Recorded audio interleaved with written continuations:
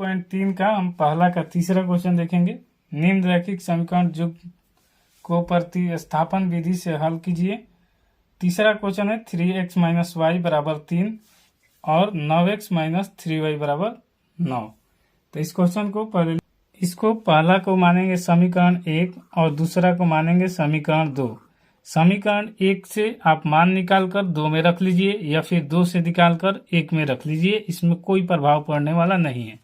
आपको अगर समझने के लिए ऐसा होता है, अगर आपको जैसे मन करे वैसे बनाइए, लेकिन आसान विधि से जो लगे वही बनाइए। चलिए पहले में 2 में देखे हैं और उसके बाद इसमें भी देख लेते हैं कि यहाँ पर क्या होगा। जैसे देखिए पहला 3x माइनस वाई बराबर 3 है, तो इसमें हम y को उस तरफ रखेंगे तो 3x और ये प्लस में है, इस तरफ आएगा तो माइनस 3 बराबर हो जाएगा y। ये माइनस है, उस तरफ जाके हो जाएगा प्लस। आप कैसे भी x का भी मान निकालेंगे और जितना शॉर्ट मेथड हो उतना ही अच्छा रहेगा। तो यहाँ पर अब दूसरे में लिख लेंगे। आप लिख सकते हैं कि समीकरण 2 में y का मान रखने पर ये आपके ऊपर डिपेंड करता है कि x का मान निकालेंगे कि y का मान। तो हमने y का मान निकाला है और y का मान रखेंगे। तो समीकरण 2 है 9x माइनस 3y बराबर 9। तो यहाँ पर 9x है, तो यहाँ पर 9x माइनस 3, y का मान यहाँ पर 3x माइनस 3 आया है, तो यहाँ लिखेंगे 3x माइनस 3 और बराबर में हो जाएगा आपका यहाँ पर 9। अब यहाँ पर देखेंगे 9x माइनस 3 का 9x माइनस यहाँ पर हो जाएगा आपका 9 बराबर 9।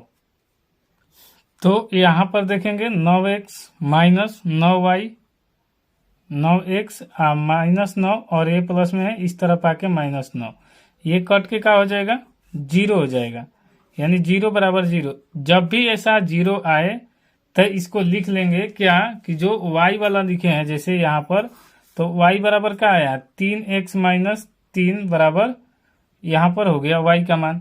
अब यहाँ पर लिखेंगे अगर x का मान कि अपरिमित रूप से जब भी ये 0 आ जाए कट के, तो लिखेंगे इसका अनेक हल होगा, लिखेंगे x बराबर अनेक हल होगा अपरिमित रूप से। कोई भी x का जहां यहाँ पर मान लेंगे तो उसका y का मान आ जाएगा।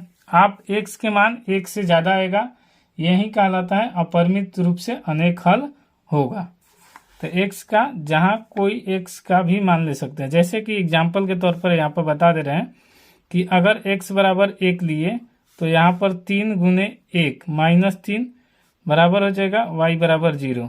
तो उसी प्रकार 3 दूर रख लेंगे तो 2 बराबर 6 हो जाएगा, लेकिन आंसर आपका यही हो जाएगा, 6 में से 3 घटेगा तो 3 आएगा।